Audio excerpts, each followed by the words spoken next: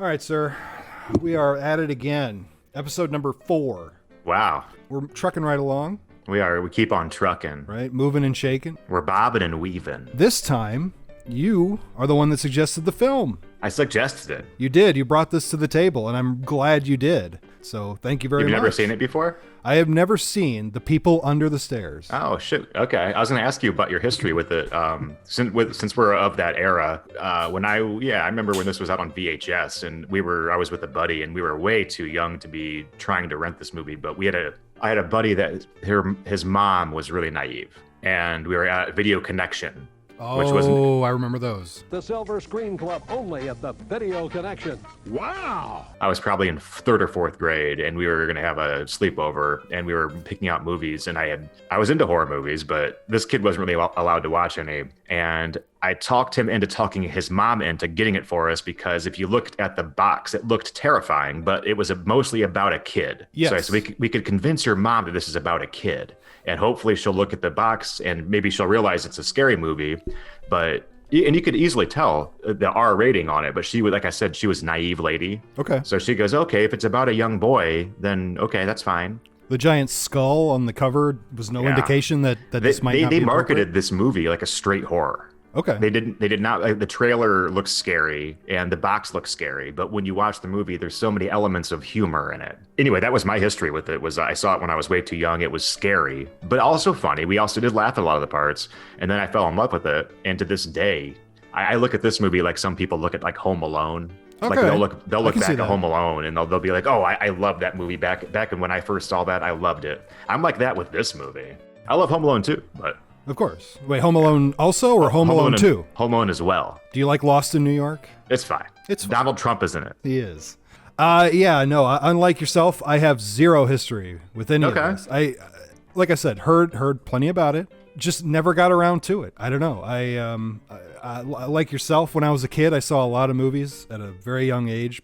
This one didn't fall on the radar until I was older. And like I said, even then, I just heard the good reputation. I'd never actually seen it myself. And then when you suggested this to me last time, I was like, oh, perfect. Great opportunity to finally check this out. Do you want to dive right into this one? Let's do it, sir. The People Under the Stairs. It's a 1991 American horror comedy film written and directed by the great Wes Craven. Craven had stated that, I don't know if you were aware of this, that The People Under the Stairs was partially inspired by a real-life news story from 1978. Yeah, just like a Nightmare on Elm Street. Right, and I tried to find out more information about this real-life event, but I couldn't really find anything. The only thing I could find was the real-life story is that 2 burglars broke into a Los Angeles household, inadvertently causing the police to discover 2 children who had been locked away by their parents. That's it. That's all I could find. That's probably about as much inspiration that Wes needed to write this whole story. Yeah, fair enough. It sounds about right. So this film was a surprise commercial success, bringing in $31.4 million against a $6 million budget. As you would put it, that's a big win. Big win. And this film's also been analyzed for its satirical depiction of gentrification, class warfare, and capitalism. Yeah. Yeah. It's like a coked out white guy's version of like what he thought of like socioeconomics at the time. Sure. The movie begins. Poindexter Fool Williams and his sister Ruby. They are both residents of a Los Angeles ghetto, putting it mildly. You get that shot of him walking through the actual apartment building.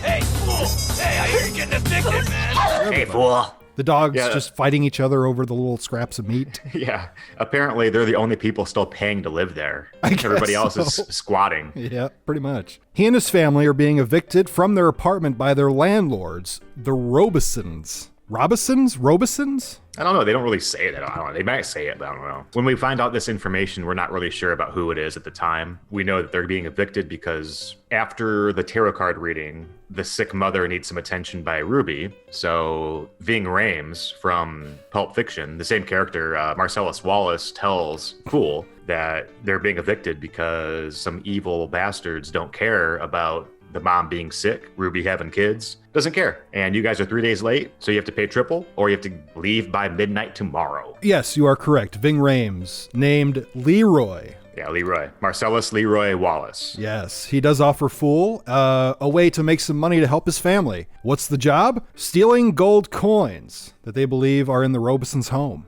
You heard about the gold? This is from the company that wants to buy the coins the landlord collected.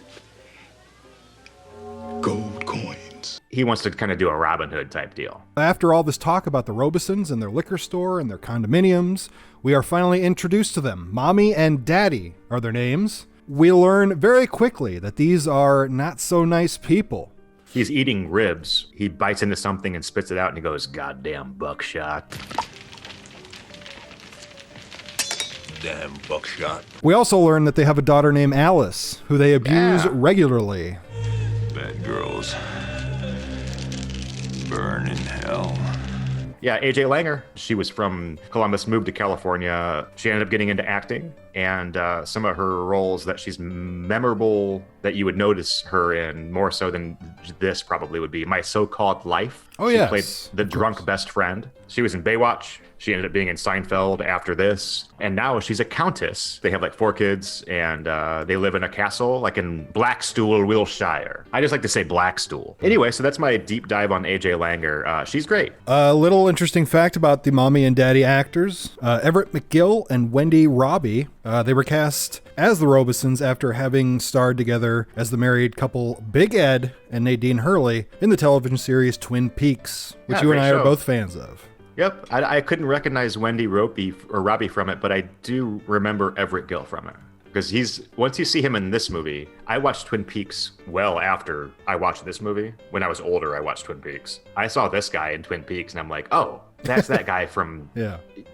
He's a terrifying looking human being. A very distinct face. By all accounts, a very nice man. So Leroy, his associate Spencer, and Fool break into the Robesons' house. May I help you?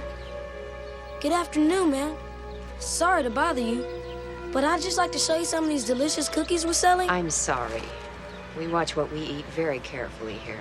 Yeah, well, they send Fool first, and it doesn't work. It doesn't. He tries to sneak his way in by having to use the bathroom, but Mommy's not having it. He says, I gotta take a leak. Yeah, and by the way, Boy Scouts don't sell cookies, dude. Oh, they don't? You're right. No. You're right, those are Girl Scouts. Boy Scouts sell popcorn. He goes, all right, we're gonna go back and don't send a boy to do a man's job. And he dresses up like a meter man. So the Robesons leave the house shortly, but Spencer never returns. So Fool and Leroy get the idea to break into the house to look for him. And they park in the driveway. They do. They move the big van into the driveway. Why? I don't know. They encounter one mean motherfucker. Who is that? Prince. That is Prince. I love Prince. So Fool and Leroy, they split up, try and find Spencer. And he goes, I don't know, Leroy. This is my 13th birthday. I don't think we should be doing this. 13th birthday's unlucky anyway. Too old to get tit, too young to get ass.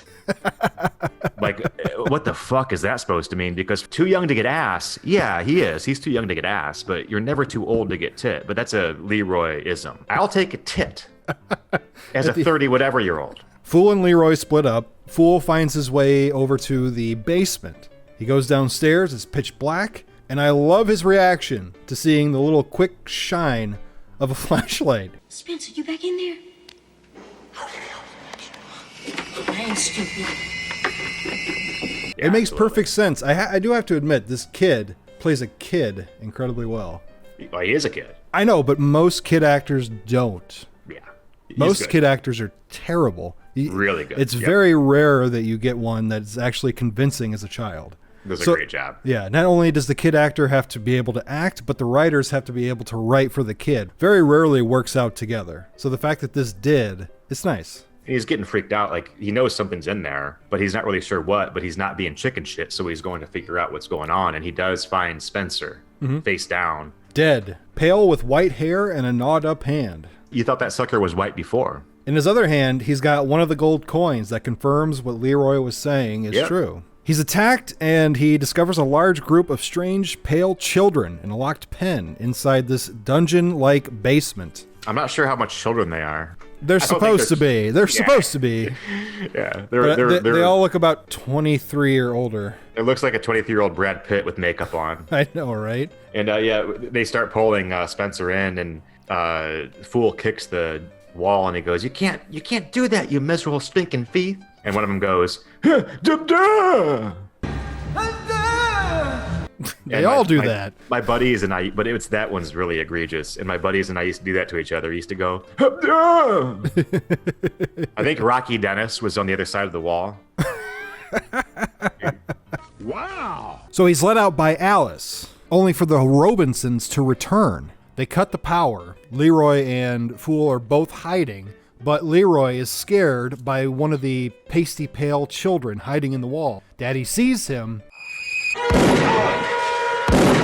and he died. Yeah, and they celebrate. So Fool runs into another section of the house where he meets Alice, and she tells him that the people under the stairs were children that broke the see, hear, and speak no evil rules of the Robison household. That was the same rule at my house, too, when I was growing up. A boy named Roach, whose tongue was removed as punishment for having called out for help to escape, also evades the Robisons by hiding in the walls. It does turn a little cartoony when Daddy is running around in the gimp suit just shooting at the walls. Fucking awesome. I didn't realize that was him for a split second. Kill you. Yeah, for a split second, I thought that was a completely new character. I'm like, oh, who's this? And then I realized they had parked their van directly in the driveway. Well, 2 police officers show up, right? And they start questioning Mommy and Daddy about the van in their driveway. It's been linked to a break-in at a liquor store the night before. Did you say a liquor store? Now they managed to convince them to just move on. Hope you catch him. But that's not how that would go. That's No, it's evidence in a robbery. Yeah, it was just standing here when we got home. And they just leave that van there. I had a That's real issue with that. Yeah, it's funny, dude. They would There's a not. lot of parts about this that are pretty fucking I stupid. know. But that one, I was like, wait a minute. Wouldn't they take that for evidence? Fool is discovered by Daddy, and right as he is about to be caught, Roach saves the day. We have a nice little moment to breathe when Roach and Alice and Fool are all talking to each other. A nice little breather moment. Daddy does catch Fool, and he's thrown to the cannibalistic children to die. However, Roach helps him one last time, but he is critically wounded. Now, Yes, he gets shot like in the leg or something. he gets shot in the abdomen. Yeah. Yep. As he dies, he gives Fool a small bag of gold, and he writes a plea that he needs to save Alice. Perfect. He's really a hero. Fool reunites with Alice, and the two escape into the passageways between the walls. Fool tricks Daddy into stabbing Prince.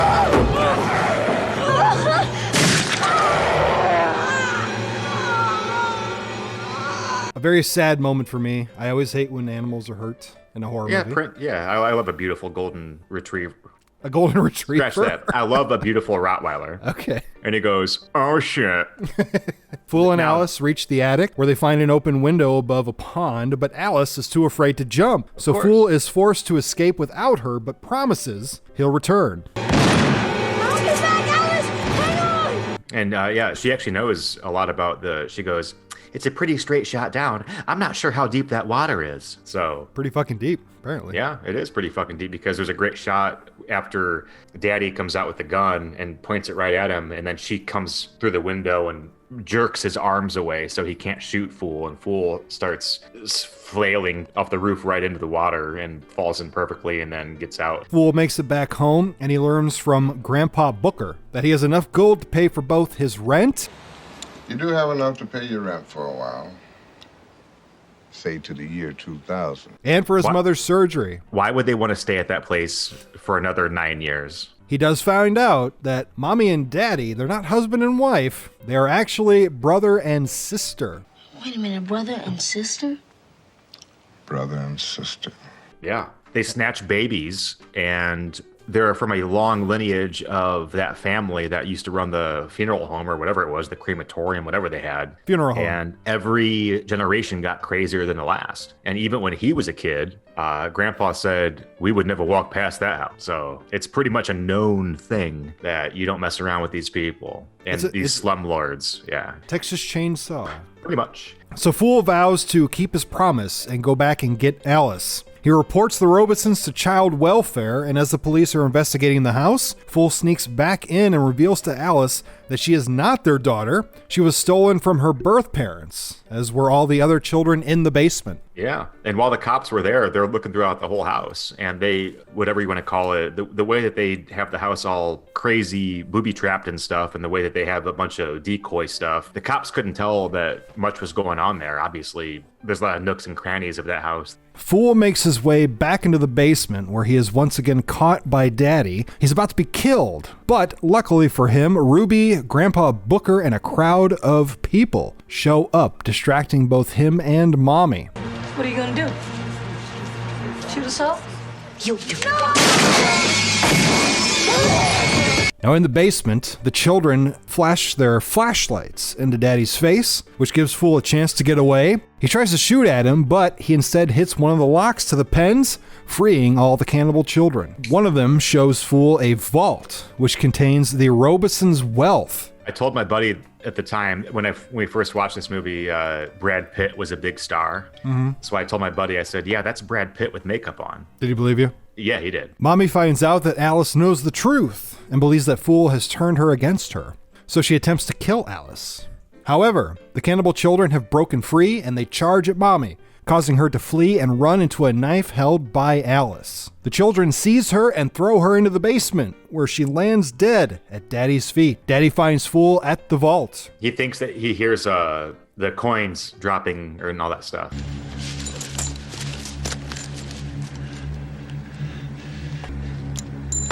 Yeah, Fool's a clever little bastard. I never would have thought of that. Of course, yeah. I mean, he's a great hero of this movie. He is. Now, there is a problem with his plan, and see if you agree with me.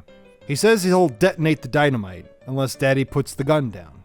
What if Daddy just shot him in the face? Yeah, I was gonna say, he kept saying, if you shoot me, we both die. And we don't want that. I'll blow you sky high right now. Blah, blah, blah. I'm like, if I was Daddy, I'd be like, right in the forehead. Fool sets off the explosives, demolishing the house and causing the money to blow up through the crematorium chimney and into the crowd of people outside. Daddy is killed in the explosion, and Alice and Fool reunite in the basement. Meanwhile, the people outside claim the money distributed by the blast, and the freed children venture into the night, unnoticed by the other people. Which, by the way, might be the last thing that you'd want them to be just cast out into society. To a very unceremonious, dumb hip-hop song at the end. Talking about a black or white thing, 'cause that will cause conflict and make this illegit. Yeah, that's like the end of Ghostbusters 2. Yeah, it is. It's funny. And that, Wes, is where the movie ends. That's the film. All right, Wes, you brought this one to the table. You start us off. I can already imagine what you're going to say, but what are your thoughts? The People Under the Stairs. The People Under the Stairs. Great movie.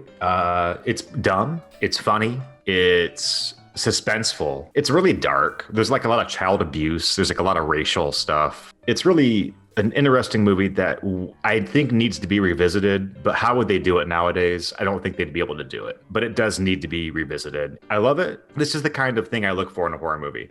I'm not looking for Hereditary. I'm not looking for something that's just so gloom and dark and doom and not, it has to be a little bit of fun and a little bit of scary and a lot of suspense, and there has to be some stupidness in there. Not just because I liked it when I was 11, I like it now. And I'm sure it has a little bit to do with nostalgia. And this is a long-winded answer, and I apologize for that, but I love it. A+. Long answer. Sorry. Thank you, sir. How do you feel? Like you, I watch a lot of modern horror movies. I'm not as big a fan as I was of the movies in the 80s and 90s. You mentioned Hereditary. You mentioned Midsommar. That's exactly what this movie would be like made today.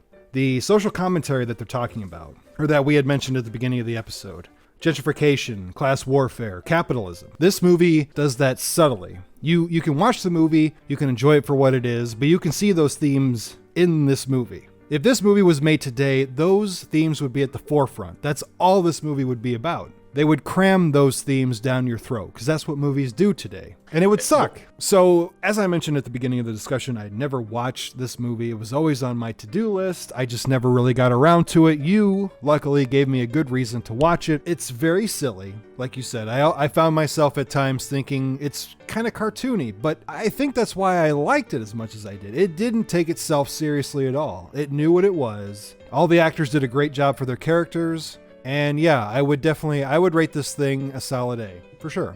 Sweet. Hands down. Yeah, no, this is a movie that I will watch again.